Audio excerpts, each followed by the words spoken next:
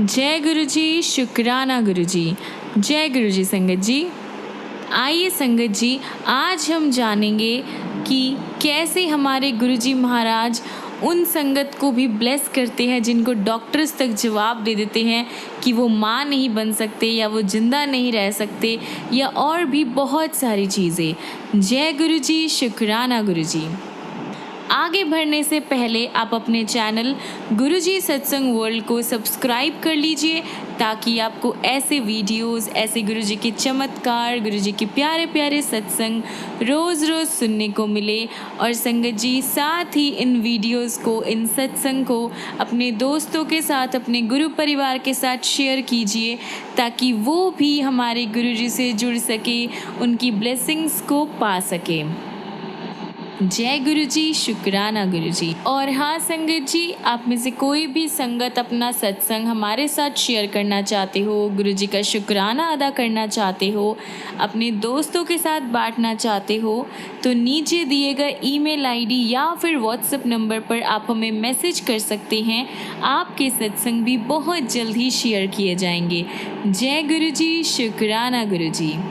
आज का पहला सत्संग है आकाश सेठी अंकल का, जो कि दिल्ली के रहने वाले हैं। सर्वप्रथम जून 1998 में मुझे गुरुजी के दर्शन का सौभाग्य प्राप्त हुआ। मेरे मामा जी गुरुजी द्वारा अपने हृदय रोग के चमत्कारी निवारण के संबंध में उनके बारे में चर्चा करते रहे थे। मेरे मामा जी को उनके हृदय रोग विशेषज्ञ ने अति शीघ्र बाईपास सर्जरी का सुझाव दिया था। अपने आप को मानसिक रूप से तत्पर कर वह गुरुजी का आशीर्वाद लेने गए। गुरुजी ने अपने पास बिठाकर उनको अपने पांव दबाने को कहा। फिर उनसे उनके हेल्थ के बारे में सवाल किया।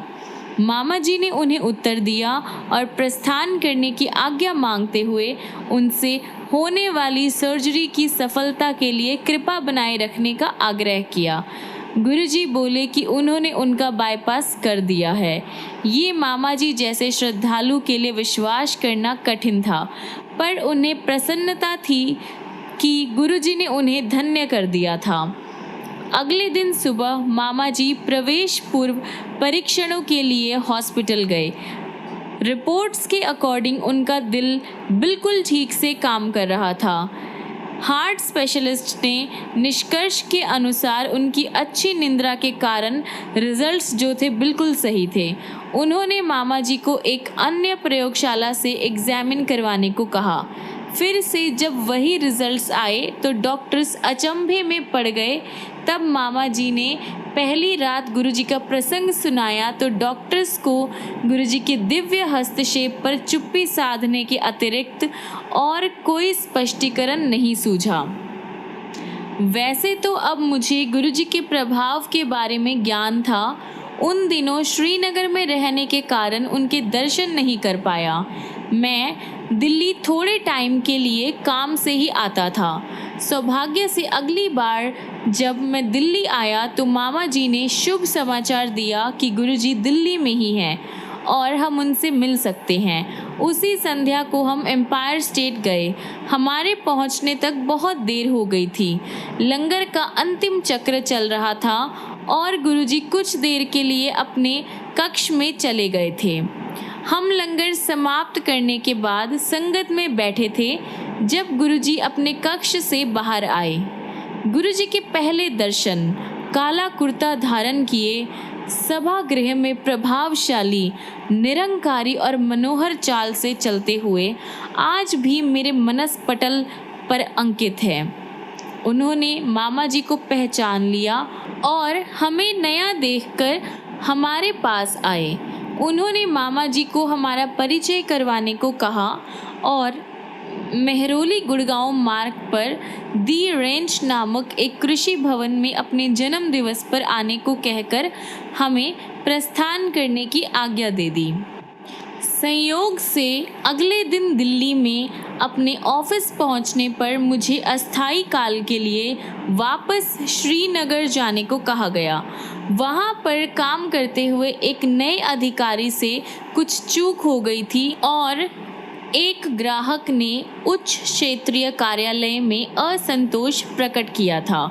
गुरुजी से उनके जन्मदिवस के अवसर पर उनके दर्शन न हो पाने की निराशा के साथ मैं श्रीनगर लौट गया।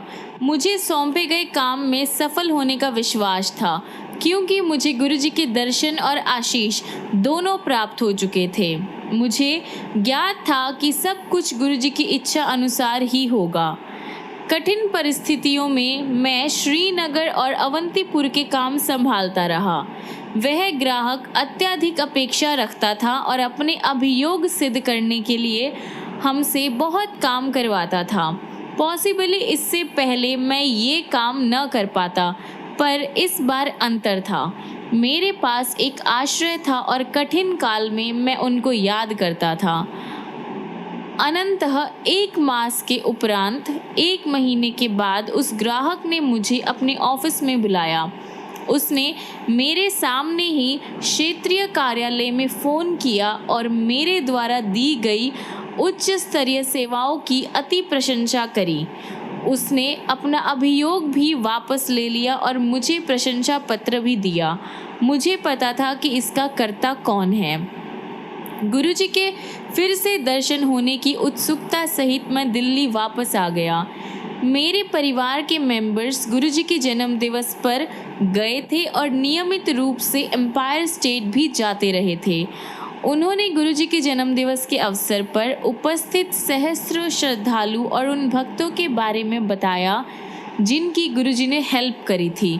मैंने सोचा, क्या वो हमें संतान सुख का आशीष देंगे? विवाह के 7 साल बीतने पर भी हम संतान सुख से वंचित थे। डॉक्टर्स, प्रार्थना और उपाय सब असफल रहे थे। मेरे मामा जी ने गुरुजी का आशीर्वाद लेने का सुझाव दिया। उन्होंने अपने एक ठेकेदार मित्र का प्रसंग भी बताया। मामा जी के उन मित्र को विवाह के 16 वर्ष बाद भी कोई संतान न होने पर गुरुजी का आशीर्वाद प्राप्त हुआ था। गुरुजी ने उन्हें बोला, पुत्र भी दित्ते धी भी दित्ती होर इसी साल। ये अविश्वसनीय प्रतीत हो रहा था, लेकिन गुरुजी के सत्य वचन अनुसार उनकी पत्नी ने 31 दिसंबर को एक साथ 3 बच्चों को जन्म दिया, 2 बेटे और 1 बेटी। गुरुजी के आशीर्वाद से सब कुछ संभव है, पर हमें उनका आशीर्वाद कब मिलेगा? मैं उत्सुक था। हम गुरुजी के यहाँ निरंतर जाते रहे, पर उन्होंने कभी हमसे बात नहीं करी। अन्य महानुभावों ने गुरुजी पर विश्वास बनाए रखने का सुझाव दिया। वह अनुकूल समय आने पर बात करेंगे। उनके पास जाकर अपनी समस्या मत बताओ। एक दिन जब हम लंगर के बाद संगत में बैठे हुए थे, गुरुजी ने मुझे अपने पास आने का इशारा किया। क्या वास्तव में मुझे बुला रहे थे? संगत ने आश्वस्त किया कि मुझे ही बुलाया है। मन में अनगिनत विचार समेटे, किंतु बोलने का साहस जुटाने के कठिन प्रयास सहित मैं उनके पास पहुंचा। इत्थे क्यों आया वा? गुरुजी, कोई बच्चे नहीं हैं, बस इतना ही बोलने का साहस जुटाकर मैंने उत्तर दिया। अनासक्त भाव से वह बोले, तो अनु बच्चे लब्बणगे भज जा। कुछ सोचे बिना ही मैं बोल पड़ा, गुरुजी, मैं भागने के लिए नहीं आया हूँ। गुरुजी मुझे देखकर बोले, चंगा 8वें दिन आता रही। इस बात ने मुझे अति विस्मित कर दिया। गुरुजी को कैसे पता कि हर 8वें दिन आना ही मेरे लिए पॉसिबल है? उस समय मैं 8 दिन के पाली चक्र में काम करता था। 2 दिन प्रातः, 2 दिन अपराह और 2 दिन रात को, और फिर 2 दिन छुट्टियाँ। इस प्रकार पहले अवकाश को ही संगत में आना सुविधाजनक था। हमने गुरुजी के दर्शन के लिए हर 8वें दिन जाना शुरू कर दिया। संगत की अनुमंत्रित भाग्यवान सदस्य अपने अनुभव सुनाते थे। इससे हमें भी हौसला मिलता था कि गुरु कृपा से हमारी मनोकामना भी पूर्ण होगी। पर कब? हम स्वयं से सवाल करते रहे। अन्य समस्याएं हल हो रही थी। मेरी पत्नी का काम स्थायी हो गया। अपने इंटरव्यू से पहले उसने गुरुजी से आशीष प्राप्त किया और 42 पार्टिसिपेंट्स में से वो अकेली चुनी गई थी। हमारी फाइनेंशियल कंडीशन में सुधार हो रहा था।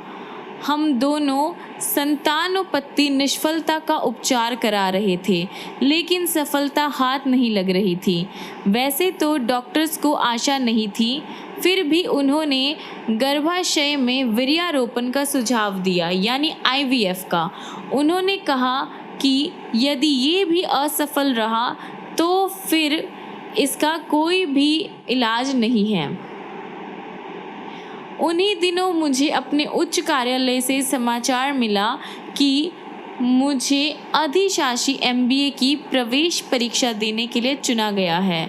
जून 2000 में प्रारंभ होने वाले इस प्रोग्राम की अवधि 1 साल की थी। मैं बहुत ही ज़्यादा कंफ्यूज था। मेरी वाइफ एग्ज़ाम देने के खिलाफ थी। मैंने उसे गुरुजी पर ये डिसीजन छोड़ने को कहा। उसके अनुसार मेरे चुने जाने पर उपचार वर्ष भर बंद करना पड़ेगा।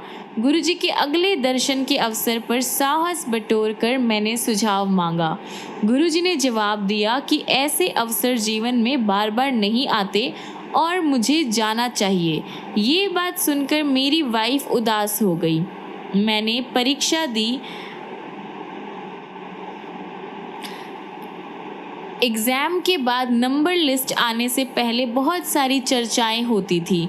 ये सुनकर कि मेरा नाम उन चर्चाओं में नहीं था, मेरी पत्नी चिंता मुक्त हुई। इसी टाइम डॉक्टर ने 2 जून 2000 को अंतिम बार फिर से पिछली प्रक्रिया दोहराने का निर्णय किया। उन्हें इस बार भी कम आशा थी। उन्होंने कहा कि अगली बार दूसरी प्रक्रिया करेंगे। मैंने अपने कार्यालय में समाचार दिया कि मैं लेट से पहुंचूंगा। इधर हॉस्पिटल में मेरे पहले सैंपल्स और रिजल्ट्स के बाद मुझे एक और सैंपल देने को कहा। जब मैंने अपने ऑफिस में बताया कि लेट ज़्यादा होगा और ज़्यादा लेट होने पर नहीं जाऊंगा, तो उस मैनेजर ने निर्देश दिया कि भले ही कितनी देर हो जाए, मुझे वहाँ ज़रूर पहुँचना है।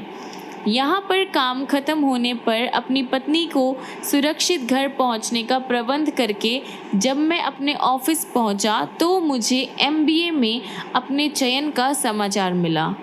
स्वीकृति देने के लिए 3 दिन का टाइम था। अगले दिन जब हम गुरुजी के दर्शन के लिए गए और मैंने ये समाचार गुरुजी को दिया, मेरा भ्रम जैसे कोई सर्वज्ञाता को कोई नवीन समाचार दे सकता है, तो मुस्कुराकर वह बोले, फिर ते कल्याण हो गया। मैंने सोचा, मैंने तो गुरुजी को अपने चयन की बात बताई है और वह कह रहे हैं कि मैं धन्य हो गया। ये तो प्रत्यक्ष ही है। उस टाइम गुरुजी के तात्पर्य से हम अनभिज्ञ थे। ये रहस्योदय घटना थी जो कुछ और दिन तक रही। मैंने गुड़गांव में MBA संस्था में प्रवेश कर लिया। पहले सत्र के बाद मैं घर गया। उसी शाम को हम दर्शन के लिए गए। लौटते हुए मेरी वाइफ ने प्रेगनेंसी टेस्ट किट खरीदने को कहा। गुरुजी के कथन का रहस्य अगले दिन सुबह उजागर हुआ जब मेरी वाइफ ने अपना प्रेग्नेंट होने का समाचार दिया। गुरुजी की कृपा से इतनी सारी मुश्किलों में की गई अंतिम चेष्टा सफल हुई थी। हम दोनों बहुत ही खुश और कृतज्ञ थे।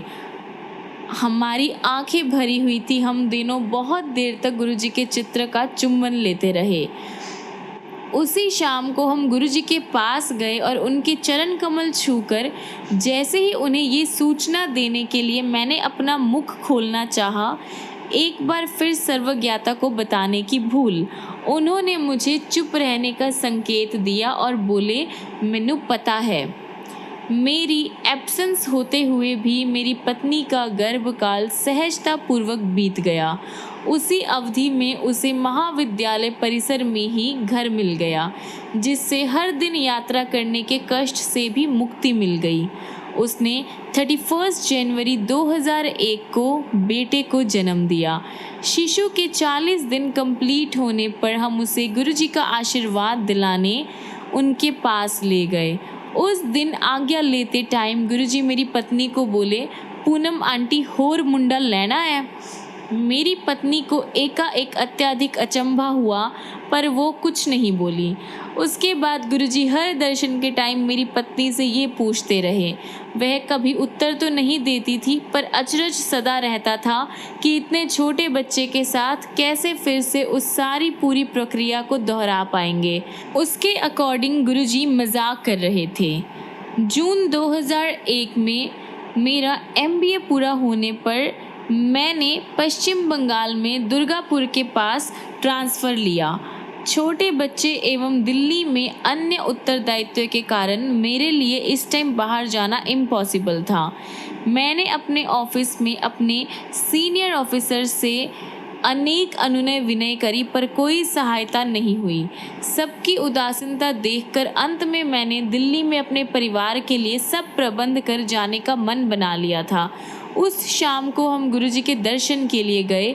उसी दिन सबसे सीनियर ऑफिसर, जिनको मैंने अपने ट्रांसफ़र रोकने की विनती करी थी, उन्होंने मना कर दिया था। उस दिन भी गुरुजी ने मेरी वाइफ को देखकर अपना वही सवाल दोहराया, पूनम आंटी होर मुंडा लेना है? मेरी पत्नी ने तत्काल उत्तर दिया, यदि मेरे पति विस्थापित होकर चले गए तो मुझे पुत्र कहाँ से मिलेगा? गुरुजी मुस्कुराकर बोले कि ये तो वास्तव में तकनीकी समस्या है, वह मेरा ट्रांसफ़र रद्द कर देंगे। हम उनके कमल चरण स्पर्श करके घर आ गए। 2 दिन के बाद मेरे सीनियर ऑफिसर ने फ़ोन किया और बोले, तुम अपनी प्रॉब्लम्स के कारण न जाने की बात करते रहे हो, तुम एक आवेदन पत्र लिखकर मुझे भेज क्यों नहीं देते? मैं देखता हूँ कि क्या हो सकता है। मुझे उनके मन में इस विचार की उत्पत्ति का कारण पता था। उसके बाद गुरुजी की जन्म दिवस 7 जुलाई 2001 से मैंने फिर से ऑफिस में काम करना शुरू कर दिया। तब मैं दिल्ली 2 साल और रहा। गुरुजी उसके बाद भी मेरी पत्नी से निरंतर वही सवाल करते रहे। अप्रैल 2000 में एक दिन मेरी वाइफ ने जवाब दिया, जैसी आपकी इच्छा। अगले दिन ही प्रेगनेंसी टेस्ट के सफल रिजल्ट्स निकले। इस बार ये बिना किसी चिकित्सा पद्धति यानी बिना किसी मेडिकल ट्रीटमेंट के पॉसिबल हुआ था। गर्भकाल की अवधि में एक बार मेरी वाइफ ने मुझसे कहा कि इस बार बेटी होनी चाहिए और गुरुजी से इस बारे में निवेदन करेंगे। अगले दर्शन के टाइम वह गुरुजी के चरण स्पर्श करते समय कहने ही वाली थी कि गुरुजी पहले बोले, पहली बार मुंडिया ते दूजी बार भी मुंडिया। उसे अपना उत्तर मिल गया था और उसने 1 दिसंबर 2002 को फिर से बेटे को जन्म दिया। गुरुजी ने दूसरे पुत्र का नामकरण इशुक किया। हमारी दूसरी संतान उत्पत्ति के बाद एक दिन गुरुजी ने मेरी वाइफ से सवाल किया कि क्या वो PhD करने का विचार कर रही है। उसने जवाब दिया कि 2 बच्चों के साथ पठन पाठन का काम बहुत ही मुश्किल है। गुरुजी ने अपना सुझाव दोहराया और बोले, पता है PhD दा की मतलब हुंदा है? पागल होने दा डर। इस सुझाव के कारण हमें देर में तब जाकर स्पष्ट हुआ जब मेरा ट्रांसफ़र बॉम्बे हो गया। मेरी वाइफ मेरे साथ PhD शुरू कर लंबी छुट्टियां लेने की अवस्था में ही मेरे साथ रह सकती थी। अपने अंतरण पत्र लेकर मैं गुरुजी का आशीष लेने गया और उन्हें अपने ट्रांसफ़र के बारे में बताया। उन्होंने मुझे जाने की आज्ञा दे दी। पहले साल में मैं बॉम्बे में अकेला रहा। इस ड्यूरेशन में कुछ बार हम गुरुजी के दर्शन के लिए आए। एक ऐसे ही अवसर पर गुरुजी ने कहा कि मैं अपने परिवार को साथ ले जाऊं, नहीं तो वह एक और पुत्र दे देंगे। हमें संदेश मिल गया और पत्नी ने PhD के लिए आवेदन दे दिया। गुरुजी की दया से बहुत कम टाइम में सारी औपचारिकताएं भी पूर्ण हो गई। फलस्वरूप मेरा परिवार बॉम्बे आ गया। यहाँ पर ये बताना गलत नहीं होगा कि मेरे पिता के एक मित्र जो एक निपुण ज्योतिषी भी हैं, उन्होंने मुझे बताया था कि मेरी पहली संतान 41 इयर्स की आयु में होगी। उनकी भविष्यवाणी के अनुसार मुझे 2 कन्याओं के बाद ही पुत्र होगा। इनसे ज्योतिष में पॉसिबली कभी गलती नहीं हुई थी। मैंने जब उनसे सवाल किया कि कैसे गुरुजी के आशीर्वाद से हमें पहली संतान 37 इयर्स की एज में हुई और दूसरी 39 इयर्स की, तो वह कैसे चूक कर गए। उन्होंने जवाब दिया कि ईश्वर द्वारा लिखा हुआ भाग्य ही ज्योतिष से पता लगता है, लेकिन गुरुजी जैसे महापुरुष जो मानव रूप में ही परम पिता है, भाग्य पुनः लिखने की क्षमता रखते हैं। अतः इसमें कोई डाउट नहीं होना चाहिए कि हमारे प्रारब्ध कर्म को बदलने वाले स्वयं भगवान के अतिरिक्त कोई और नहीं हो सकता। सितंबर 99 में हम अपने कार में शिमला गए थे। अपनी दीवा स्वप्न की आदत के कारण मैं कभी भी एक अच्छा ड्राइवर नहीं रहा हूँ। शिमला से लौटते हुए हमने रात चंडीगढ़ में बिताई। अगले दिन सुबह हमें चंडीगढ़ से निकलने में देर हो गई थी और ये बात मुझे नहीं भा रही थी, अतः मैं कार ज़रूरत से ज़्यादा तेज़ स्पीड पर चला रहा था। अम्बाला और करनाल के बीच में बहुत ही ज़्यादा ट्रैफिक जैम था। हमारे आगे एक ट्रक जा रहा था और हमारे पीछे भी बहुत सी गाड़ियाँ थीं। मैं आगे जाने के लिए बहुत ही आतुर था, लेकिन ट्रक के बड़े होने के कारण आगे का कुछ भी नज़र नहीं आ रहा था और रास्ते की दूसरी साइड पे निर्माण का काम चल रहा था, इसलिए वो रास्ता बंद था। इस वजह से दोनों ओर का जो ट्रांसपोर्ट था वो एक ही साइड से हो रहा था। मेरी वाइफ मेरे साथ ही अपनी आंखें बंद कर अपने छोटे से वॉकमैन पर शब्द सुनती हुई आगे बैठी हुई थी। वह ट्रक बहुत ही धीमी स्पीड से जा रहा था। काफ़ी देर उसके पीछे बहुत ही स्लो चलते रहने के कारण मैं अपना संयम खो बैठा था और मैं अपनी कार की गति यानी कार की स्पीड को बढ़ाकर उससे आगे निकलने की कोशिश करी। जैसे ही मैं उसके इक्वल में पहुंचा, मुझे सामने से आता हुआ एक और ट्रक दिखाई दिया। सामने से बहुत ही स्पीड से ट्रक हमारी ओर भागा आ रहा था। उसमें और हमारी कार में कुछ मीटर की ही दूरी थी और दोनों प्रवर्तकों के आगे के हिस्से में सिर्फ कुछ इंचों का ही अंतर था। कार के आते हुए ट्रक के वजह से चिथड़े उड़ते हुए के विचार और दोनों के कर्मचारियों का चिल्लाना सुनकर मेरे शरीर में कंपकमी छूट गई। मेरी वाइफ ने अपनी आंखें खोली, मुझे देखा और हम दोनों ने गुरुजी को याद करने के अतिरिक्त और कुछ नहीं किया। एकदम मुझे अपने राइट ओर के मार्ग में बने हुए डिवाइडर में एक टूटी हुई दीवार दिखाई दी और मैंने अपनी कार तेज़ी से उस दिशा में घुमा दी। गुरुजी के अतिरिक्त और कौन हमें इस प्रकार से जीवन दान दे सकता था। फरवरी 2000 में मैं रात से सुबह तक की पाली में विमानपत्तन पर काम कर रहा था। उस टाइम मैं एक बोइंग 707 जिसमें ईंधन भरना था वो देखने गया। मैंने देखा कि एक भूयंत्रविद वायुयान का पल्ला खुला छोड़कर उस पर कार्यरत था। हमारे कर्मचारी एक किनारे खड़े हुए उसका काम खत्म होने की वेट कर रहे थे। सवाल करने पर उसने जवाब दिया कि अभी बहुत काम बाकी था और वो अकेला ही था। इंजन के पल्ले को सुरक्षित रखने वाली भुजा भी काम नहीं कर रही थी और उसे वह सीढ़ी पर टिका कर रखा हुआ था। मैंने उसकी बात सुनकर उससे ईंधन भरवाने का काम शुरू करवाकर अपना काम करते रहने की विनती करी। उसने मान लिया और कहा कि हम ईंधन भरक यंत्र पर पहुँचे और वो भी शीघ्र ही वहाँ पहुँच जाएगा।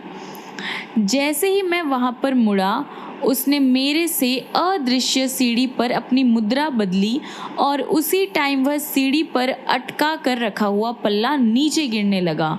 मेरी नज़र अचानक से उस तीव्र गति से गिरते हुए पल्ले पर पड़ी और मैंने तुरंत गुरुजी को याद किया। पल्ला जोर से मेरे सिर पर आकर लगा और वहाँ से खून बहने लगा।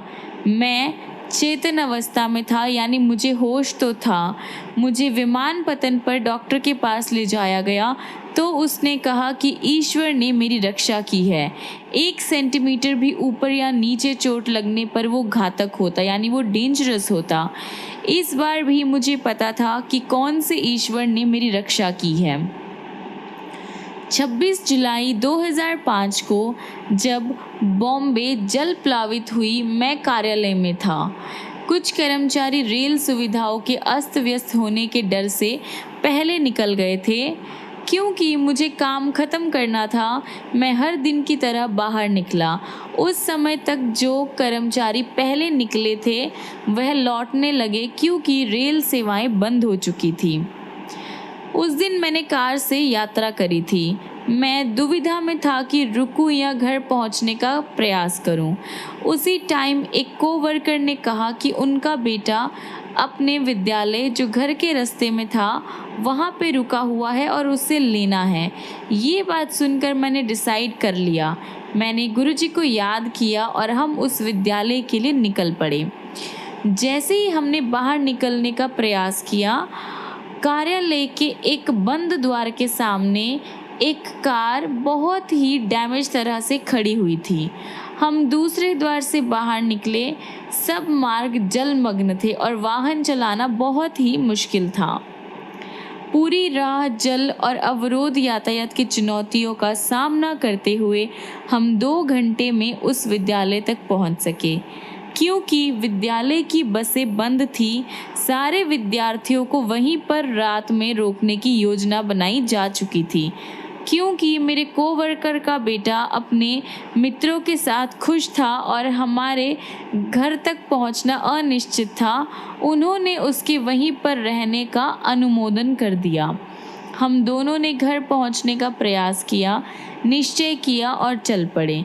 थोड़ी दूर जाने पर जल का जो स्तर था वो इतना बढ़ गया कि हमारा घर पहुंचना या ऑफिस तक लौटना असंभव था।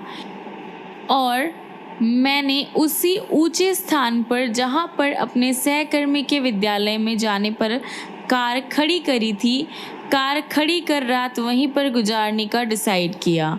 मैंने घर पर समाचार दे दिया कि घर पहुंचना संभव नहीं है। हमने रात कार में ही बिताई। अगले दिन जैसे जैसे पानी का स्तर कम होता गया, मैं धीमे धीमे कार चलाकर शाम तक घर पहुंचा। घर पहुंचने पर पता लगा कि वहां पर सब कारें पानी में डूबकर ऐसी कंडीशन में हो गई थी कि बहुत ज़्यादा अब पैसों को खर्च करना पड़ना था उनको ठीक करने के लिए। यही दशा कार्यालय में खड़ी हुई कारों की भी हुई थी। समाचारों में इस घटना की चर्चा करते हुए ये भी बताया गया कि अधिक जल स्तर और यातायात रुके होने के कारण कई को राह में रात के लिए रुककर अपने वाहनों में सोना पड़ा। जल के और बढ़ने पर जो अपनी कारों के द्वारा या खिड़कियां खोलकर बाहर नहीं आ सके, उनकी मृत्यु हो गई।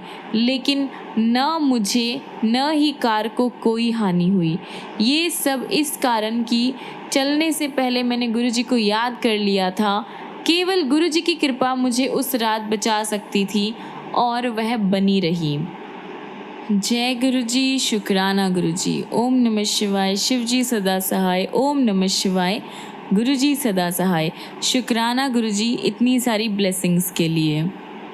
आइए संगत जी, हम अपने आज के सत्संग को यहीं पर विराम करते हैं और ख़त्म करने से पहले हमारे गुरुजी महाराज का मंत्र जाप करते हैं। ओम नमः शिवाय। शिवजी सदा सहाय। ओम नमः शिवाय। गुरुजी सदा सहाय।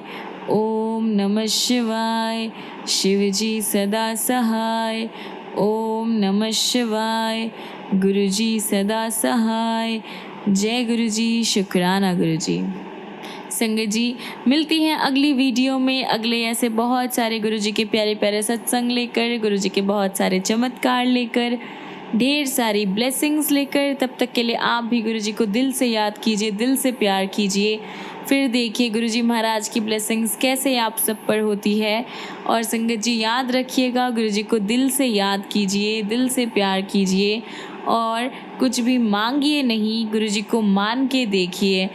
और एक और बात संगत जी, अपने आप को पूरी तरह से गुरुजी के चरणों में, गुरुजी को सरेंडर कर दीजिए, अपने आप को समर्पण कीजिए। जय गुरु जी, शुक्राना गुरु जी। जय गुरु जी संगत जी।